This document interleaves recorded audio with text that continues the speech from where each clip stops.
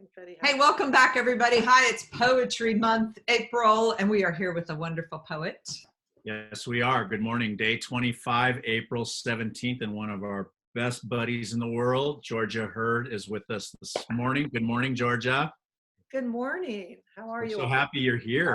We're so excited to have you here. Can I tell you, I was going all over my house looking for all of these books because, of course, I put them in by color. So I'm over in the yellow section going, falling down the page. Do you know, I have used this book so much. There's only one tab left in here. But this collection of poems, I remember little second graders, they all had pages that were this shape. So they were writing their poems to fall down the page and bringing them back to circle. It is such a great collection. And then I grabbed one other collection that I think is important for right now. This Poems of Comfort, This Place I Know. And the other day on Instagram, you had captured a poem that morning I had written in my notebook from this collection. Which one was it? Going Out into the Wild. What's it called? Oh, Wendell-Berry. Yeah, the Wendell-Berry. Yeah. Oh, just about the need to get out of this and the stress and remember the wild. And then I was struck by this one I always share. I love this. Hole's strangest of gaps, their goneness, mother, father, loved friends, the black hole, like, wow. But I went all the way back to this one, which I have read and reread throughout my career as a teacher. There are so many, you probably can't see that, how many pages are turned over that have notes on them that I've kept over time, and they're in different colored inks. So, I've read it all these different times. Writing Toward Home, that's one of the ones I sent home with my daughter. The Heart Maps book, which I love. And then this one, The Woman in This Poem. This is one of the most beautifully published collections of poetry. And again, with all my notes in it, but each section with this beautiful art. So my first question for you, how many books have you written? Ooh, I don't really know, but I think maybe I had to do a resume one time, and I remember counting. I think it was like 18 maybe, or 17 or 16. I don't really know. But because some, some are reprinted and they're different versions, like the revision book. So I don't really know. And it's just, it's not like I sit at my office counting all the books, which some of them, they're like For the Good of the Earth and Sun is 30 years old, or maybe even more. But I still remember writing it so clearly, and I remember what's in it, and I remember kind of the tone of it. So even though I don't remember the number, I remember what's inside. Kelly, you grabbed Revision Toolbox, didn't you? Yeah, before I knew you, and I've known you for a number of years now, I ran over to my shelf. My Heart Maps book is in my classroom, but this gem from 2002, right? I like this book. And Penny, you cannot shame me when we talk about evidence that I have been in this book. I don't know if you can see how many Post-it notes that are moth-eaten already in this thing. But I want to just say, as a high school teacher, a lot, the Heart Maps, all of that works in the high school level, the stuff that you're doing with elementary kids. And this really shaped my writing instruction, from almost 20 years ago, but even before we met, Georgia. So I recommend that highly. It's such a thoughtful and practical book. You guys are so kind. Thank you. You're very generous. You really are. Oh, you've been up twice to my Right Now conference here in town. And this is what you always bring to a conference, to a group of teachers, is this gentle wisdom, beauty. You always share student work that just stops my heart. So it's such a treat to have you with us to talk about poetry, quarantine poetry, the life of a poet. So you were working with kids today. I was working with 5th grade poets from St. Luke's School in Connecticut. And I had 3 classes, and, it was all on Zoom. And they're amazing. They were just incredible poets. And we have the little chat room. So they send ideas and kind of lines in the chat, as well as they can, actually talk in the Zoom. And we talked about today. We talked about a particular kind of poem called an apostrophe poem. You all probably know that, and it's a fancy word for really a letter poem, where you write a letter to someone or something that's not there. And apostrophe, I think, because of the quotation marks, you're actually speaking to somebody. And but we combined it with gratitude. So we wrote kind of letter poetry of gratitude to the things in the world, the things that we're thankful for. And it doesn't have to be in nature. I mean, some people, a lot of people chose puzzles, because during this time, a lot of families are doing puzzles together, and the pieces are all separate, but somehow, I think one of the lines a poet wrote, the pieces are all separate, but somehow it all comes together in the end. And another girl wrote about doorknobs, because there's so much poetry on the doorknobs. And anyway, she wrote kind of a thank you note to doorknobs, and just unusual topics, but it was beautiful. And they started each poem with dear, and then ended it with love. And Naomi Nye has a wonderful poem called Dear Sky, and it's to the sky, dear sky, and then she ends it with love, small dot on the earth. And the whole and yeah, so we had a wonderful time. It really was. It was just, even though it was virtual and I have never actually met these poets in real life, I felt very connected to them, and they were, amazing poets in separate spaces, but we all connected. So I think that what you just mentioned, though, is something that many teachers find hard to pull off. How do you get a group of 10-year-olds or 18-year-olds to choose a subject and then believe in that subject, like doorknobs, and write poetry? I think the kids feel like poetry is kind of inaccessible to them. Yeah, I think so. And I mean, this was not the first day. So the first, their teacher is wonderful. She gave them poetry notebooks. They've been writing in their notebooks. We also had a lesson on Monday about where you find poetry, where poetry hides, where you find poetry. So they've been looking with their poet's eyes for a while. They've been reading poetry for a while. So that really helps if they start off and they have a little bit of immersion with reading poetry, different kinds of poetry. And then they also did a self-portrait project this week, so they read poems and they chose a poem that was a reflection of who they are inside. And then they wrote a little reason why they chose that poem, and then wrote a poem, from that poem that they chose. Does that make sense? Yeah.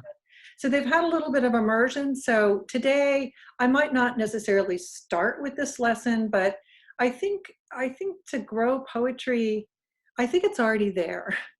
And partly, I think for us is to believe that it's there, and that we don't have to do a lot of fancy things and forms in the beginning to get kids to write poetry. So if they have a poetry notebook just to start, and a little packet of poems or a couple of poetry books that they love, start by reading and finding poems you love. Very simple. So when you say poetry is already there, you mean for them to access or for them to write? I think for them to write. I think we all have poetry inside of us. I really do. And I think the way we speak is poetry, when we speak very naturally to our friends and loved ones. And a lot of people don't recognize that poetry inside themselves. They think, oh no, it has to rhyme, it has to be iambic pentameter, you have to write a sonnet, it has to be very formal. But really, it is there. And it's sometimes there, when you hear, just overhear conversations. And so part of that is for us as teachers, to try to help people realize that what they say is poetry. So oftentimes when they would say something, even in the Zoom video, the meeting, I would just type out, I said, that sounds like a poem. Or I would say, that would be a great beginning of your poem. And they were kind of surprised because a lot of times we don't recognize that we have poetry inside of us. I think what you're doing there is giving them feedback in the moment that they're still trying it out. That Mm. is like receiving it and recognizing its greatness before like questioning or feeling like you need to give them a poetic strategy. Or I think that's so critical. It's just about giving them confidence.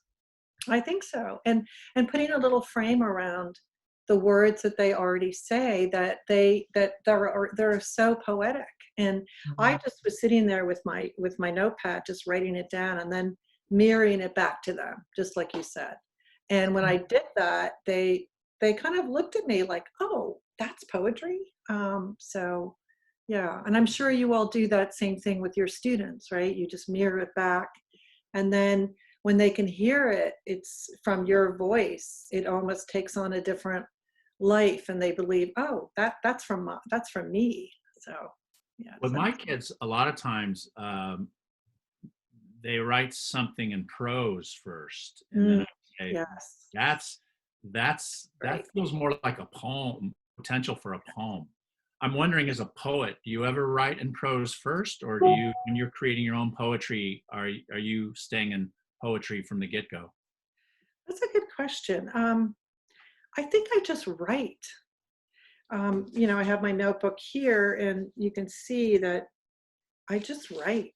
It really is prose. I don't really start with um, even line breaks. It's just writing, and then I'll realize there'll be something that emerges from this, right? A word, a line, a feeling, an image, and I'll realize, oh, so that could be a poem. And then I might go and I work it as a poem. So I have line breaks and stanzas and things like that. But absolutely, yeah, that's very important for people to realize, that it can just be free writing, and then you go through your notebook and try to identify those places, or even not even after, as you're writing, you can begin to feel that little tug, and you know that that's the place where the poem's going to begin.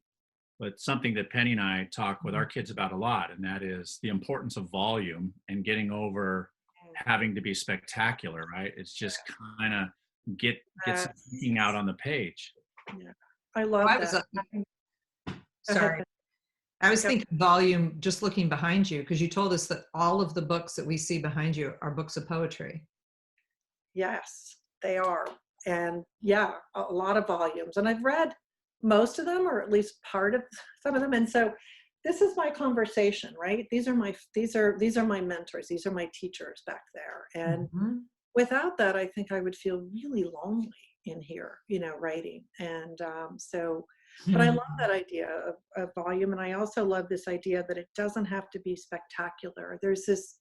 I think a lot of people feel, oh, if it doesn't look like a poem and sound like a poem and rhyme like a poem in the very beginning, that it's not a poem. But actually, it starts out, and like a sculptor who takes a block of stone, and you really have to chisel away, and it does feel like that, most of the time. Yeah. It's funny. I was just thinking though, how this is what most of us do is we apologize that we're not very good writers. Do you know that? Like Don Graves used to put that tin can in the middle of a table and say a quarter for every apology before you read, Oh, because that's you get really tired of it. Like everyone's like, well, I'm sorry, I didn't have a lot of time. But I yeah. was thinking as you were talking that every time I go to write a poem, that's the steady drumbeat in my head. But you're not a poet. And anytime I would share with kids, I would be like, well, I'm not really a poet, but this is what I'm trying. And there's such an insecurity in me in writing poetry. Like it's never going to be good enough. And how our students must feel like poetry is supposed to be this sacred thing. Yes. Where did that come from, Penny? I'm certain it came from the way poetry was taught, which for me was you looked at every word and you looked at, there was such a hyper focus on all of it. And when I found spoken word poetry with my students, I felt like this is so free and so interesting. And, and I have only 3.5 shelves of collections of poetry, but I love how you said it's like being surrounded by these mentors that are talking to you. Mm. But I still feel like, I mean, I still buy many collections a month and read poetry almost every day. I will You're never feel like a poet. Yeah, you're amazing how much poetry you read. You read Yeah, more but I poetry. think that desire that and it's not just poetry, it's in all writing, that urge to apologize. My classroom, we call that the ritual apology. um, I Yeah. think that also in poetry, I think Penny's really right on the money here. I remember a class I had in college, analysis of poetry class in college. Mhm. The final exam, the professor gave us a stanza of a poet's poem, and the exact same stanza right next to it. And somewhere in there, there was a minute difference, a comma difference, a tone difference, a word, and you had to know the rhythm of the poem, and you had to the final was tell me which one Emily Dickinson really wrote. And Wow. and that about scarred me from reading poetry for a very, very long time. I think that would scar me too. I really do. I You mean, know what? I also had the opposite though. I had one elective that was poetry, and all we had to do was turn in a poem of any form of any into this box, and then they were distributed. And this guy across the room, it was probably the third class, had written a poem called Lipstick, and it was all that ick sound repeating, lipstick, dipstick, lipstick. It was just like wild and crazy and free, and like it was a standing ovation when he was done. People loved. I found it going through my basement cleaning this amazing. pandemic Read time. it to us. I have kept it since college because I loved it so much. And I left class that day. I went out and wrote a recipe poem for getting a date about standing on campus. And it was like, you need 3 cups of this, you need this, you need this. Great. I had never felt so free, but that was so rare that the haunting of not being good enough follows me with poetry. I can't get past trying to figure out how many things you can rhyme with lipstick, but that's okay. Yeah, I think you could get past that. Oh my God, So- I don't even go there. So George, yeah. So Georgia, I'm curious, the clay in your notebook that you end up chiseling is the word you use. Yes. Have you anywhere in your published work, have you ever shown that process, like it started here and the poem ended there? Yes. In For the Good of the Earth and Sun, I think I have old feels in there, and then I think in a few of the books I do. Not the entire process because there's so many drafts usually.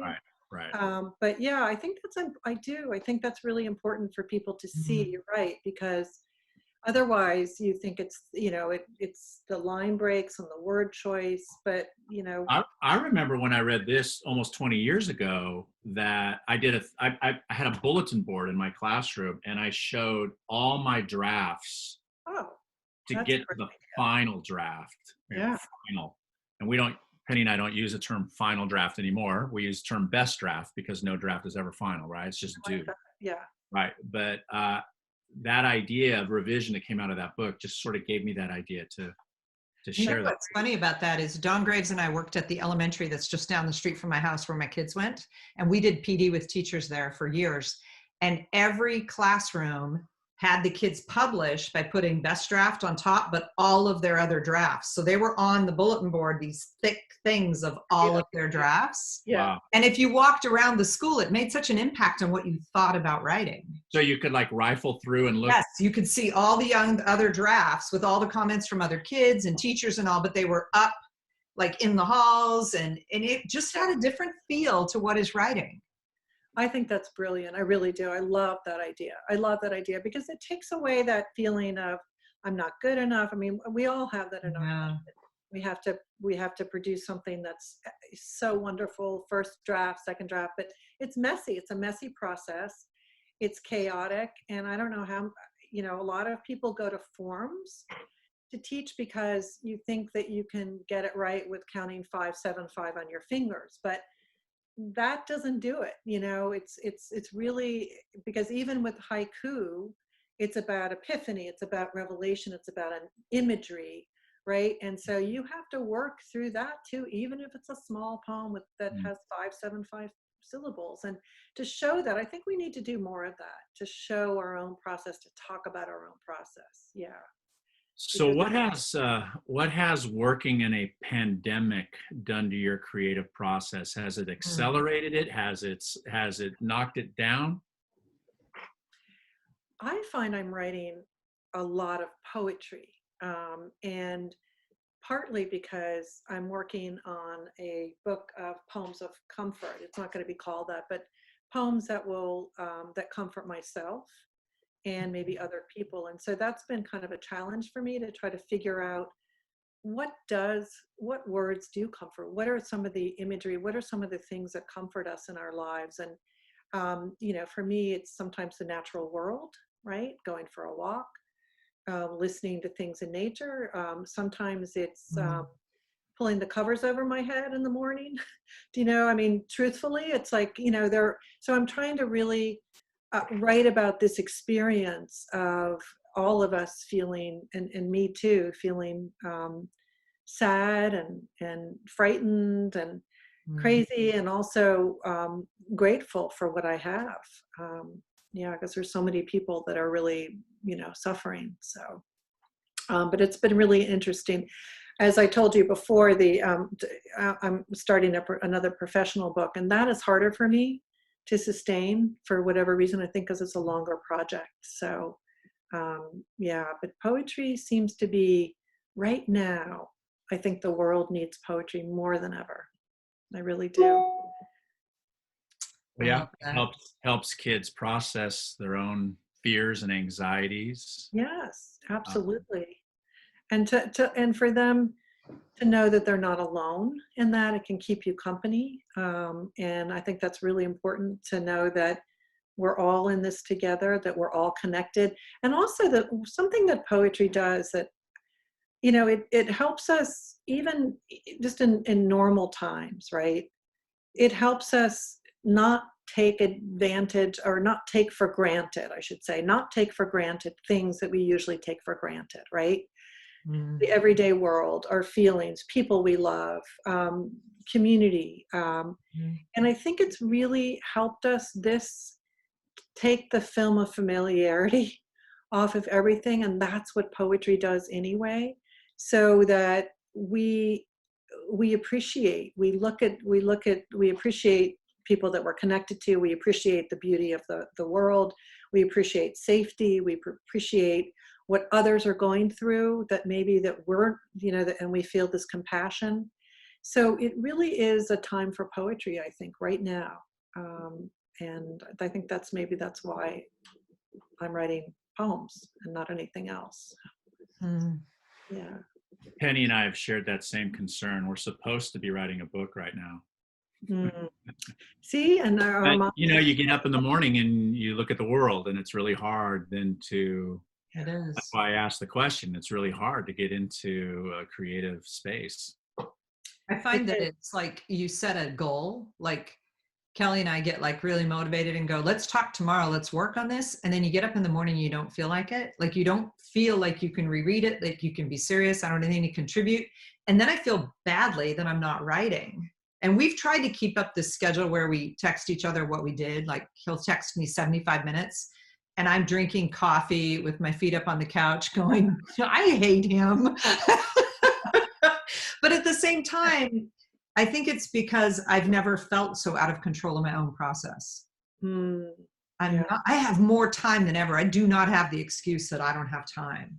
That's the thing. I mean, the big illusion of time, right? We all say, oh, we don't have time, we're too busy. But that's not it, right? It really is about a mindset. So what is your process as a writer? Do you have a certain time of day? Do you have a certain schedule to get your butt in the seat? What's your process? I'm not a disciplined writer in that way, where I get there at 8 o'clock in the morning. And I usually, after I get up and have my coffee, I if I'm here, then I wander into my office. And usually if I have a project going, it's much more, it's helpful, right? Because there's a momentum. And so if I like thinking of books of poems that I'm writing, so if there's a theme around the book, but I always have my radar on. which kind of like a heart radar. And so even when I'm in the kitchen and I'm making coffee or walking around or, whatever I'm doing, I have that radar on. And at any moment, I'll feel that tug or whatever it is, that spark, that tug. And then I can go and I'll take my notebook and I'll go to the other room. So I'm more disciplined when I'm writing a professional book where I can sit down and I actually have hours. But with poetry, it's more that there's so many pieces that I've started, and then I'll come back and I'll think of that poem, or I'll think of a line and I'll just go and work on it. So, yeah. I think that idea too of going backwards in your notebook is really an important idea for teachers to think about, because kids, they get this idea that they're just moving forward. But that thing that you wrote 2 days ago or 2 weeks ago or 2 months ago, Yes. when you come back to that with fresh eyes, that may be the thing that pops, right? Yes, absolutely. And in fact, it pops even more than the day I write it, because sometimes I cannot see my writing. I don't know if you all have that, but I feel like I write things and I'm just writing, and then I'll come back to it and I'll be able to recognize it 2 days later, 3 days later, that, oh, that's a line that I really love, or that really resonates, or we'll just, I'll feel that, the feeling that could be a poem. Yeah, so often. And that's why it's so important, I think, to have a notebook. I mean, I don't carry it around everywhere. I have a lot of Post-it notes. If you could see my office, there are little tiny Post-it notes that I carry with me so that I don't have to carry a huge notebook everywhere, but then I can stick them right into my notebook. You sound like Don Murray. He would not leave his house without 4 or 5 index cards in his pocket. Oh, He never carried a notebook, but he carried these cards, and he would write notes to himself and come back to I work. like that. Maybe I'll use index cards, except they're not sticky. I need it to stick. You know what I love, though, that you said, for my students, I'll ask them to go back and skim their notebook and look for patterns. Are there things that you're writing about a lot? People, places. Those are usually really rich places to find writing. Yes, I agree. To go through your notebook and yeah, and sometimes you don't recognize them when you're actually writing them, and so really rereading it does help. Yeah. That happens to us in our writing partnership. Penny will get inspired and she'll write 2 or 3 pages of something, and then she'll send it to me. And sometimes I see it just a little bit differently, or maybe this should go this way, kind of thing, and vice versa as well. But sometimes it's harder to see it in your own writing. Yes. When the writing is so close to you. It really is. Like, especially Kelly will say, move this to here. Just read it. You can change it, but what if we start here, or you move this? And lots of times his organizational mind is working differently than mine. Mm-hmm. And it comes out way better. And he's really logical, sequential, orderly, which helps. But I find that lots of times I can't see the way he put it together, and then it's better. And I'm like, this is what I was trying to say, but I couldn't. So I love this partnership that you guys have. I mean, it's so important to have at least one person who is a listener, a reader of your own writing, because who's kind but honest. The person has to be. I mean, it's one thing to say everything is great, and well, Penny has half of that in mind. That's good. You know what he's talking about? Yeah. Uh-oh, really? Who's your person that serves as your sounding board, Georgia? Well, I have a poet friend, and she reads everything, or most of the poems. And, sometimes what will happen is I'll really think this is not a poem. This has nothing in it. And if I'm on deadline, I'll say, is there any possibilities in here that you can see? And inevitably, the more I dislike it, the more she'll say, oh my God, this is the best thing you've ever written. And I mean, whether that's true or not, I don't know. She's, being very kind, but it's so interesting how sometimes when we're vulnerable, when we take risks, when we do things that feel a little bit out of sync, that's our best writing, but we can't see that sometimes. So I think it's really important to have a writing partner, somebody whom you can really trust. So this idea that sometimes your best writing, often your best writing emerges when you're vulnerable and when you take risks is not something that's allowed in classrooms a lot. You know, it's assigned and it's graded, and there isn't that space for, forget poetry or prose. There's not that space for kids to experiment, to be vulnerable, to take risks. And who was it? John Warner said this, right, Penny? That we look at the conditions. What are the conditions that make you a good writer, and how do you replicate those conditions in schools? Because a lot of the conditions in schools are almost the opposite of that. Yeah, that's a great question. What are the conditions? Yeah, exactly. Yeah. And I mean, that's why I think with poetry, at least, there needs to be, I mean, there's one thing about analyzing poetry, right? And reading poetry. And that's not even really poetry in some ways. It's more like what Billy Collins says. It's, you're taking a poem and tying it to a chair. But to really have a poetry unit or poetry study, there has to be a lot of trust and risk taking, and everything can't be graded, because you cannot grade all of your poems. You can't grade your poems. You can't grade poetry. I have never figured out how to grade poetry. Yeah, it's very hard. I mean, you can talk about the poetic elements, and that's a separate thing. You can grade, that's tangible. But the risk taking and the vulnerability and trying to find your voice, I mean, that's about stumbling and chaos, and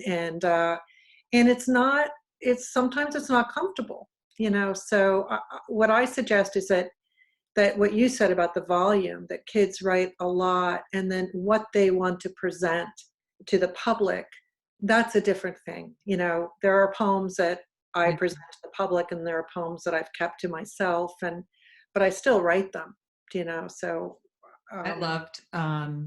I love how you talk about, both of you, this need we have to identify elements or something as a way to grade. And it's partly from our own insecurity. But I remember in an editing conversation with Tom Newkirk about this book, he said to Kelly and I, it's not about what writing has, it's what writing does. And we keep grading and naming what writing has for kids, and then saying that makes, it's like duck soup, it makes this, when that isn't what it is. And what poetry does is often, like you said, it provides comfort or a friend or a voice or a moment that you feel like, okay, I feel better because I thought of it through this poet's eyes, and that's what it's doing. And I don't know how to grade that, but I think that's why we get stuck with this. Yeah. Or the other way around, Penny. It has all the stuff, but it doesn't do it. It doesn't like even transport the kid. The kid is simply doing the checklist of what's the stuff. And I think about these kids that we had sharing time at the end of class every day, all through this poetry. And they would stand up and just read from their notebook, but they would read it like they'd heard spoken word poets read. They would read it in these passionate ways, and they would send me voice recordings. And it was never about, does this poem have XXX? It was, what are you trying to say? Yeah. And I think that's a really good point. And I didn't mean, yes, I take it back, because I always say that craft is at the service of the heart. So when you teach line breaks, or you teach stanza, or you teach meter, whatever it is, whatever element you're going to teach in poetry, and I'm not against teaching all of that. I mean, I think it's great to have as many tools as you can in your toolbox. But when the point is to check off, I have 2 images, and I had a rhyme here, and I had some alliteration, and check, I have a 1 line of iambic pentameter. 2 metaphors. And 2 metaphors, exactly. I mean, I've seen those sheets, right, where you check that off. That's not poetry. That's something else. That really is. That's teaching you the elements of poetry, but it's not the experience of poetry. So you're right. So the grading, when you have, when we grade the different poetic elements, it has to be integrated into what you're going to say, and then ultimately you can't grade that anyway. So I don't know how to grade poetry, really. I guess the only way you can do that, is, sometimes when you're reading a poem and you're trying to understand it, but even that, like, I mean, I remember reading The Second Coming, a Yeats poem, when I was in high school, and I loved that poem. And I thought, yes, I get this. And I wrote this whole long essay about it. And I got the paperback, and it was a C, no explanation. And I was like, what? I have a poem in my book, Deeper Reading, from a poet named Walker Gibson called Billiards. And I love that poem. And when I put it in the book, they had to go find Walker Gibson. He was an elderly gentleman living in the South. And my editor tracked him down and said, hey, I have this author who wants to use this poem in your book. And Walker Gibson said, well, why does he want to use the poem? And my editor gave him this whole, well, Kelly loves the poem. He loves how it's a metaphor for blah, blah, blah, blah, blah, and this and that. And it's so brilliantly captured. And he said, that's not what it's about. That's great. Now, I like to think he was messing with my editor, but okay. Of course, that's what you want to think. Right. That's great. Oh. Well, I think anybody watching this today knows why we cherish Georgia Hurd, and why, if things progress the way we hope, and we'll all be meeting in Denver in November, why Georgia will be on stage with Penny and me and Micah Bornay as we do a bigger session on poetry. So Georgia, I want to thank you so much for coming on. And I also think I speak for a lot of people when I say that book you're now writing about comforting poetry needs to come out now. Okay? I'm working on it. Get to work. You can get back to work. Finish. I'm going to go to it. And I just have to say one thing, that I know that feeling of feeling like, oh, when you sit down, you can't, that you don't feel like you can do this. Both of you, all of you, everybody out there, I truly believe we're poets. And I'm not just saying that. And that the difference between poets and non-poets is that you actually work at it, and you do it, and you get it out there, and you read it. And not everything's going to be great, but it's authentic. And so I just, I urge you all to really find the poet inside of you, and to believe that. So Beautiful. We couldn't end on a better place. You are a gift. Thank you, my friend. thank you. Thank you all. And Thanks for happy joining us, Poetry and Month. we hope to catch up with you soon. Okay, all Absolutely. right. Bye, everybody. Bye.